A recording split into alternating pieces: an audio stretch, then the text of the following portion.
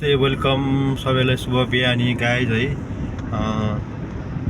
तपाईँहरूलाई मेरो यो भ्लगमा धेरै धेरै स्वागत छ। आज चाहिँ म यहाँबाट गोर्खाको लागि निस्केको हो कि त्यहाँ मुवाहरूलाई भेटौँ अनि यसो घरमा भेटघाट गर्न जानु लाग्यो।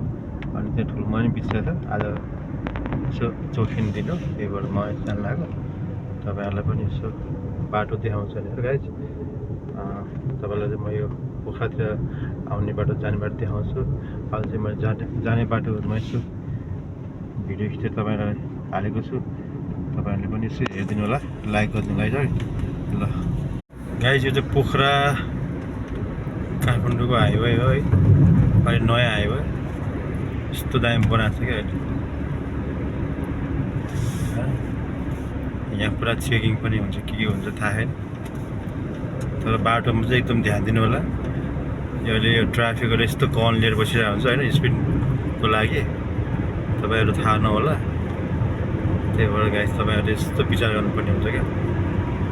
गाइस यो चाहिँ पोखरादेखि काठमाडौँ जानको लागि यो अहिले बनाएको यो नयाँ हाइवे हो। एकदम केयरफुल गाइस है, एक्सिडेन्ट हुन्छ, मावरण हुन्छ तपाईँहरूलाई।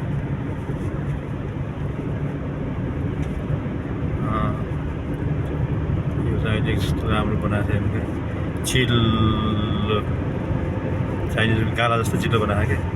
गाडी हल्लिन्न, सनन कुदेको थाहा पनि पाइँदैन गाइस होइन। मैले यहाँ ड्रोन सट हाल्ने विचार थियो के अरे गाइस, तर बाबुले ड्रोनै अलिकति बिगारिदिएको छ क्या एउटा विङ्सको, नभए त बब्बा राम्रो आउँछ। हेर्नुहोस् यो भ्युज है, माथि आकाश पनि खोलिरहेको छ, आज पानी पनि खासै परिरहेको छैन, चट्टुलो हेर्नु। यो हामीले म दमौली पुग्न लागेको थिएँ गाइस।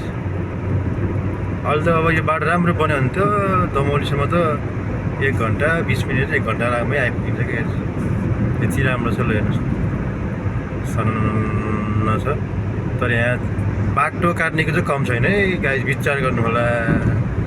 दिदीबहिनीहरूले फरिया उचालेर बाटो काटेर आउनुहुन्छ, दायाँ बायाँ हेर्नुहुन्न। यो स्पिड गाडीले के गर्छ अब गाडी एक्सिडेन्ट हुन्छ, बाइक एक्सिडेन्ट हुन्छ। तपाईँ ध्यान दिनु होला गाइज। तपाईँहरूलाई खै मेरो पनि यसो भ्युज बढाइदिनुहोस् भनेको गाइज मान्नुहुन्न।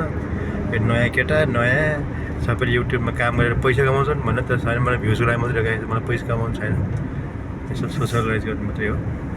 हेर्नुहोस् यो चाहिँ चट्ट लाएर अलि हामी दमौलीको ओह्रालो बाटो आइपुग्यौँ। यहाँ हेर्नुहोस् यस्तो राम्रो छ कि गाइज।